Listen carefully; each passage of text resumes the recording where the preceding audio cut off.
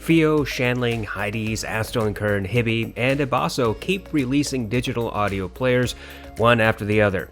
The two biggest offenders of constant upgrade audeze are Xuelin and Fio. Both of these companies chug out a newer version of a player, sometimes adding the suffix Pro.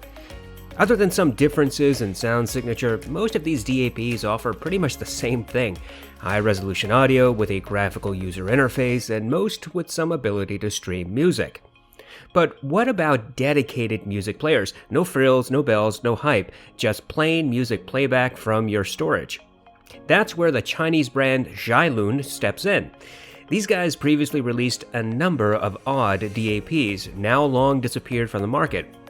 However, Xuelin released the H6, a DAP with the ability to provide stored playback with a Class A amplification. There was some hyping by some reviewers about that product, and little to no meaningful reviews.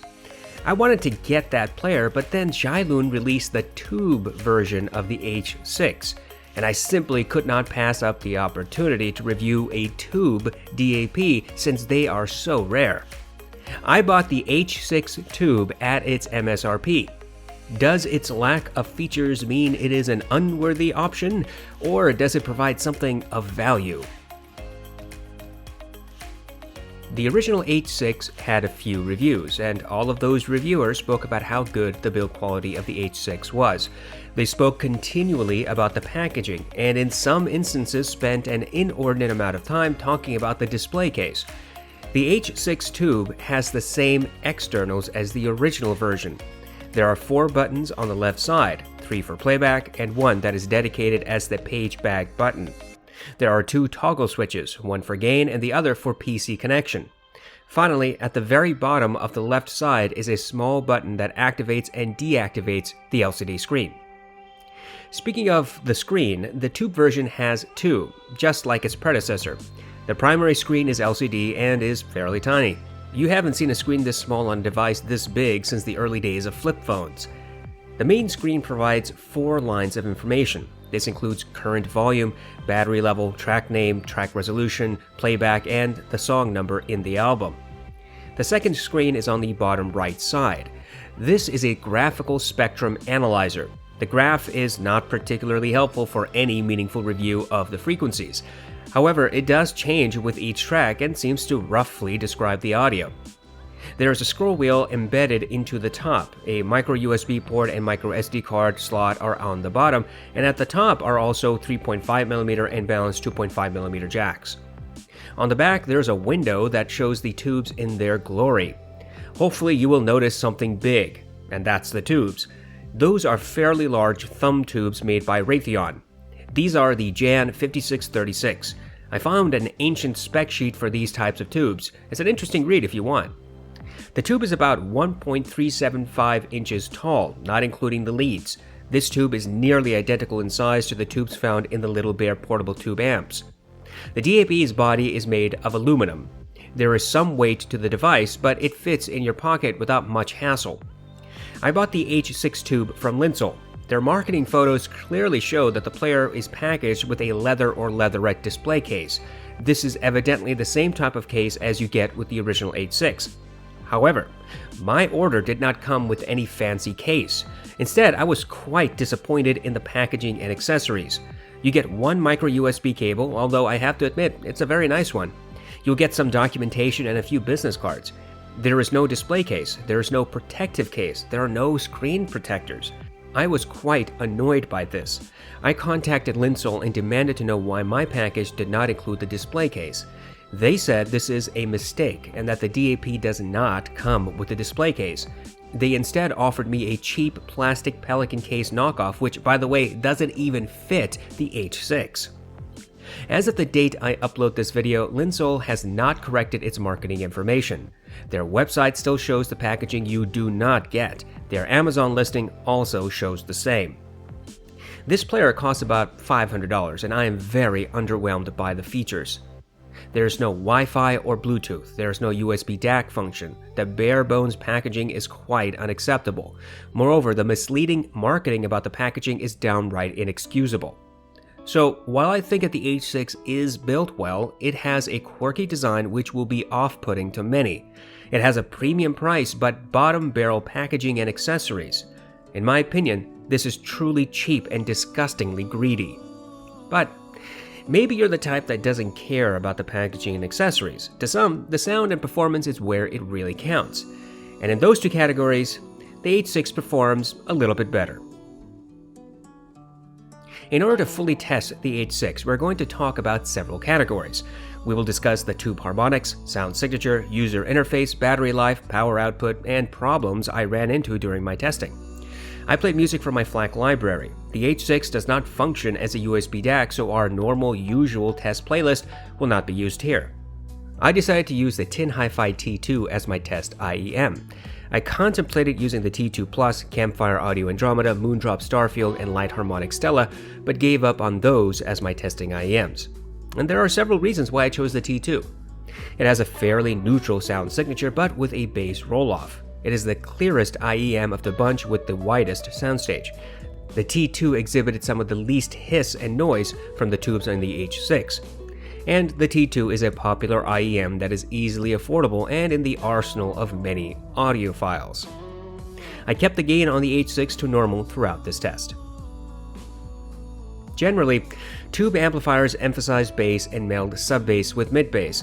Depending on the amplifier and tube combination, the result could overwhelm the mids. Moreover, some combinations also accentuate treble. However, the true reason for tube amplifiers is the harmonic distortion. If a tube amplifier does not have audible distortion, then it is not doing its job. I am happy to say that the H6 does in fact have a tube sound signature. Unfortunately, since the H6 cannot switch from solid state to tube mode, we cannot determine how much alteration the tubes actually make. The H6 provides a noticeable alteration to the T2's sound signature. The T2 is known to have a rolled-off bass. The H6 increases the sub-bass to a more neutral sound and further increases decay. This results in a bass response that is more accurate than the typical on the T2 on its stock version. Bass slam is not audibly changed, but the melding between the sub-bass and mid-bass is. That is, the H6 creates a thicker, more pronounced bass on the T2. Further, the bass tends to meld with the mids marginally. Vocals tend to meld with instruments, but still remain fairly clear. The vocals are either shoulder to shoulder or one step ahead of the instruments in most songs I listen to. Timbre of female and male vocals appear to be correct, but any harshness from sibilants is non-existent with the H6 connected. Now, some people have complained that the T2 has harsh treble or sibilants, and I have never really found that to be in my experience, but to check the H6's influence, I listened to Orla Gartland's song Why Am I Like This? This track has natural grain and sibilants which can become excessive with the wrong pairing. The T2's standard presentation is fairly neutral with this song. Sibilance is obvious, but not harsh. Grain is present, but not elevated. On the H6, Orla's sibilance is reduced in energy, making the entire song that much more easy on the ears. Grain is somewhat reduced as well, though not by a significant amount. The guitar, piano, and drum all have longer decay and meld together. In short, the H6's influence on the T2 was evident. When I listened to other tracks by Orla Gartland, Milk and Bone, Michael Jackson, and many other artists, I always heard a warm, smooth sound signature, the type that the T2 does not produce when paired with a neutral solid-state source. When connected to the H6, the T2 has a more relaxed presentation. Sibilance is cut off significantly. Treble instruments are gentler. Indeed, in Scherzo for X-Wings, the brass and horns were perfectly easy even on high volume. Their characteristic nasally signature came through, and they did cut through the other instruments, but the energy was slightly reduced. Instruments melded. When listening to jazz, where saxophones are a key component, the H6 and T2 combination resulted in smooth, gentle signatures. When listening to orchestral pieces, every instrument was thicker, more analog, and in other words, every instrument sounded natural. There are some IEMs or headphones that provide a clinical sound signature. The same is true for some DAPs. Combine these two elements and you may end up with a sound that is, to be blunt, unnatural. But with a DAP that is slightly warm, which combines instruments and vocals, reduces some treble energy, even harsh-sounding IEMs and headphones may become truly mesmerizing. I would not call the T2 and H6 combination mesmerizing, but I will say that the H6's influence is clearly evident. Separation of instruments and clarity, two elements that the T2 excels at, are noticeably reduced. This does not create a muddiness or muffled sound, but it does create a signature different from the T2's stock configuration. I would say that the H6's tuning is very much that of tube amplifiers I have heard. Bass is slightly elevated, there is a noticeable melding between sub-bass and mid-bass, and bass and mids interact. Treble is also slightly reduced. Tube amplifiers have slightly different sound when you use different tubes. For example, on the Lox GP20, the stock tubes render a sound that has very little tube influence, but if you change tubes, you will likely hear a different sound signature than what you hear with the stock tubes. There are audiophiles who love OTL amps because of the tube rolling possibilities. Experimentation with old and new tubes could create a noticeable difference. On the H6, however, tube rolling is not an option. The tubes you get are the tubes you keep. Consequently, either you like the sound from the H6 or you do not. What is evident is that the H6 does not provide a neutral or clinical sound. It is instead a slightly warm, gentle sound wherein instruments and vocals tend to meld. This sound signature might be unflattering to some and quite excellent for others, and heavily dependent upon your IEMs and headphones. Class A amplifiers do not put out more power than their AB counterparts. Class A is simply another way of delivering power to the headphones.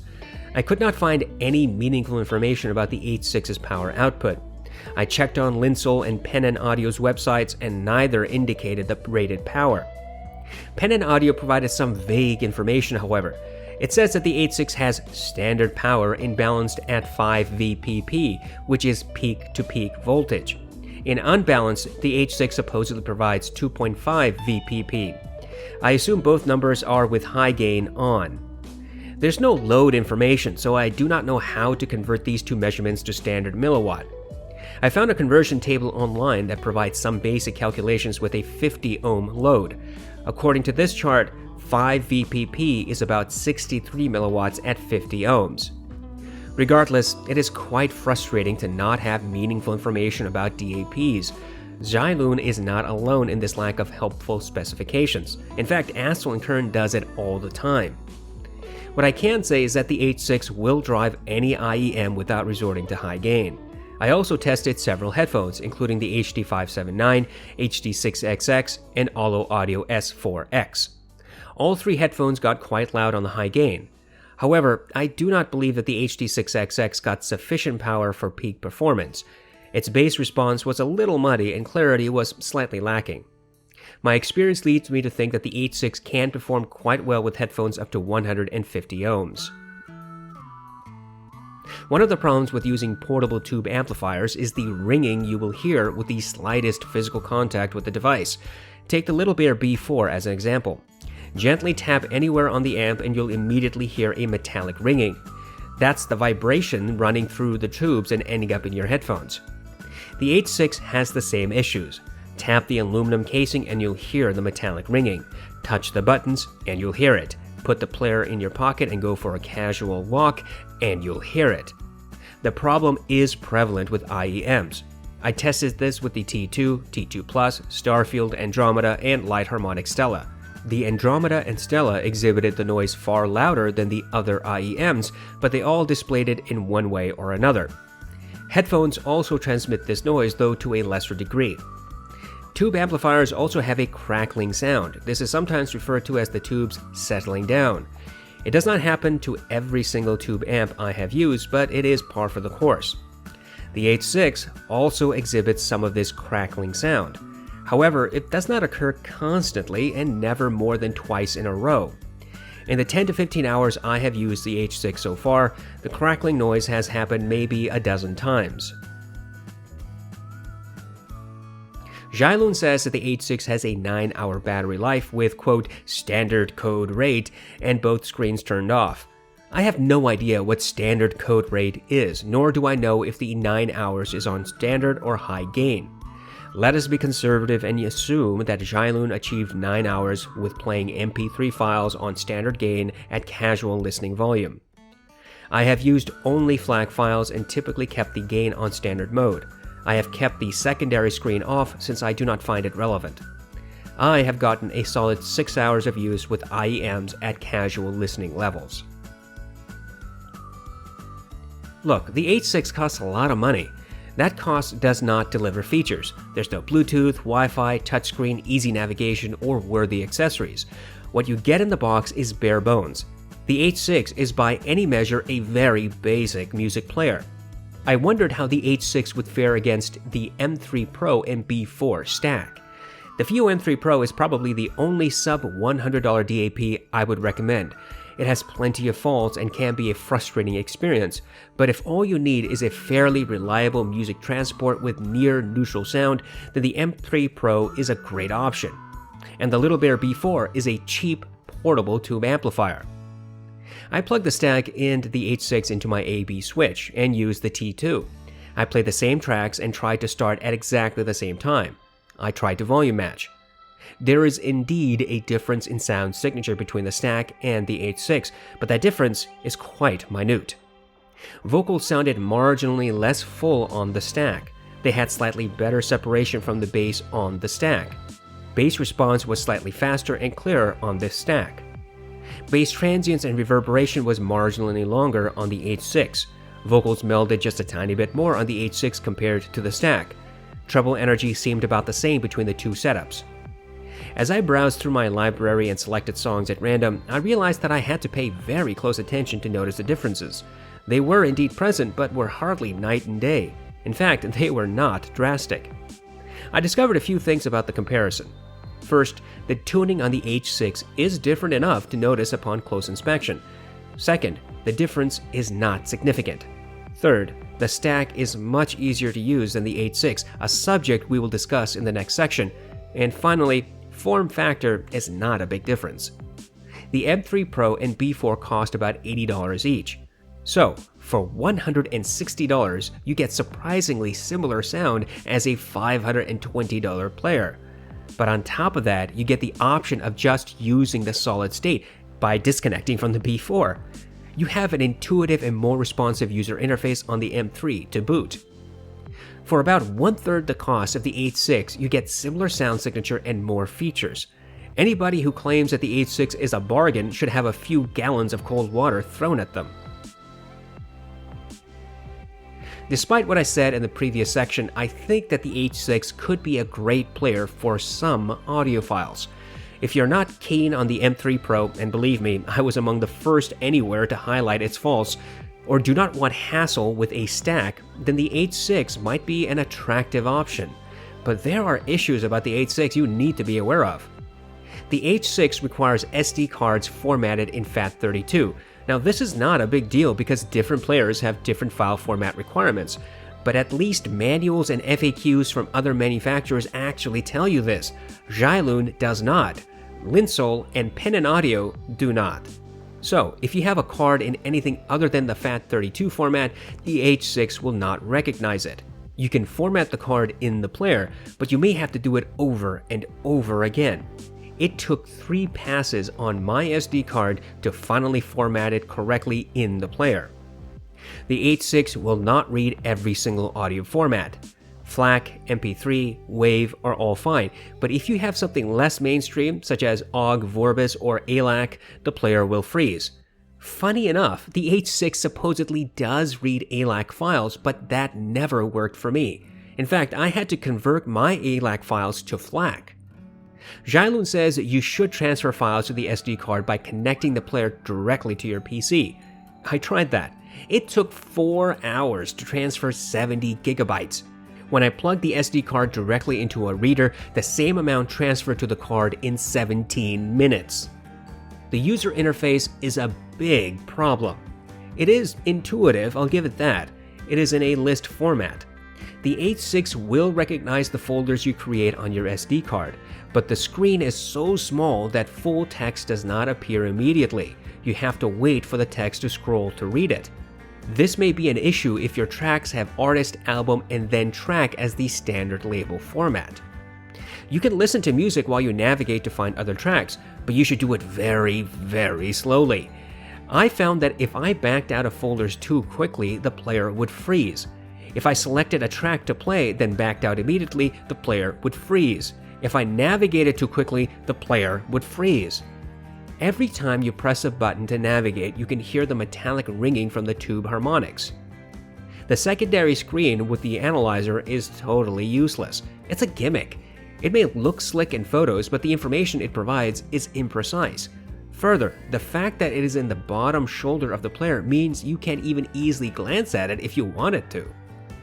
Compared to the M3 Pro, the H6 has faster response. The M3 has a processor that is a generation behind what it needs to work smoothly. Every single action on the M3 results in jittery response. The H6 does perform a little bit faster, as long as you do not navigate through the menus too quickly and then cause the player to freeze. The lack of direct support for the H6 is a significant issue for me. Yes, Xuelin includes business cards in the packaging. Big whoop-de-doo, I would have rather had the protective case. But unless you speak Chinese and live in Asia, I seriously doubt you are going to call long distance and try to have Google translate your concerns. When I had issues with the SD card formatting and constant freezing, I had to email Linsol. To their credit, they reached out to Xuelin and several days later gave unspecific and unhelpful tips.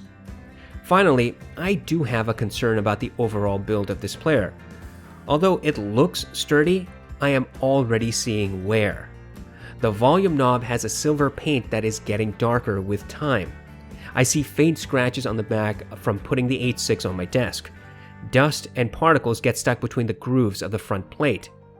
The fact that Xuelin does not ship any protective case at all means that you are left to your own devices, and good luck finding a compatible case or cover in the market. I have looked for days and it is fruitless. The H6's weird physical dimensions means you will never find anything that will work. There is no written warranty, at least nothing that I could find. This means that if you run into a problem, you'll have to beg the reseller for support. I could not find a Xuelin website, so I don't even think that firmware updates are likely. Consequently, you should not assume that performance might get better with a patch because you probably won't even get one. Overall, the issues here are more nuisance than deal breakers, at least in my opinion. Plenty of people would see this list of problems and say that nothing here justifies $500, and I tend to agree with that sentiment completely. What I want to convey is that the H6 is not impossible to use. It has its quirks, but there is nothing here that is insurmountable. But I don't think anybody should work this hard, especially for $500. When I saw the handful of videos about the original H6, I was pretty interested. The commentators were swooning about the sound and packaging, but I did not take the bait. When the tube version came out, however, I felt that the H6 tube was unique enough from everything else I had in order to buy it. Everything about this player is basic. It has a basic look, basic user interface, basic file support, basic connections, basic packaging, and basically no product support. I don't think it makes sense to hype the sound signature. I dislike it when reviewers do that since they're promoting their own preferences, so I won't really talk about it. The only thing I can say about the sound is this: there's nothing technically wrong with it. If you want a tube effect, the H6 delivers. If you want a warm, smooth sound, then the H6 will provide that. You should be mindful what headphones or IEMs you pair with this. A warm-sounding headphone or IEM may sound muddy or boomy. The tube signature is present, but you must always have it. There's no way to switch the tubes off and use only solid state. Look, there's nothing amazing about the sound. If you've never had a DAP, then you might be impressed. But if you've experienced DAPs before, then the H6 won't blow your socks off. Frankly, you should not expect anything like that from any piece of gear. While you may enjoy the sound signature, I simply do not think most people would love the H6. It is cumbersome to use, it tends to freeze, it does not have Bluetooth or Wi-Fi, its power output is average, it has bottom barrel accessories, there is no meaningful product support. So while the H6 might sound good, the full picture is rather cringeworthy. This brings us to value. It should be obvious what I think. The H6 is not value. It is a silly way to spend $500. Let's not rehash the problems we've already discussed. Let us instead pose a question. Is there anything else that provides similar features for less money? And the answer is yes. The M3 Pro and Little Bear B4 stack is $160 combined, or 1/3 the cost of the H6. The sound is not the same between these setups, but it is very, very close. The M3 has a touchscreen, though it is jittery. It has full support of popular codecs. It is small. It has a smooth sound signature. FIO provides a warranty and product support. The B4 has similar tubes as the H6. You may not like the idea of rubber banding the M3 and B4 together, but you will get better functionality from this stack than you will from the H6. That is the problem. The H6 simply cannot put up a fight. There is nothing that the H6 does, quote, better than the M3 B4 stack. Now, you may enjoy the sound signature a little bit more from the H6, but that's a personal preference. The H6 is a terrible investment. I think Linsol is providing misleading information about the product. They promise accessories that do not ship with the product. I don't have any reason to believe that Xuelin will support the H6 outside of China. For new audiophiles, the H6 should be avoided like the plague. For experienced audiophiles, the H6 is terrible value for your money. For collectors and enthusiasts, look, the H6 is something quite unique and probably worth serious consideration for you. And as for the solid-state version of the H6, I don't have that. I do not plan to get it, and based upon my experience with the tube version, I think people should be cautious about the solid-state version as well. Any commentator on YouTube or hifi who seems infatuated with the H6 should be heard with your skeptic filter to max. The bottom line is this: the H6 tube version provides a good tube sound signature, and that's all it has going for it.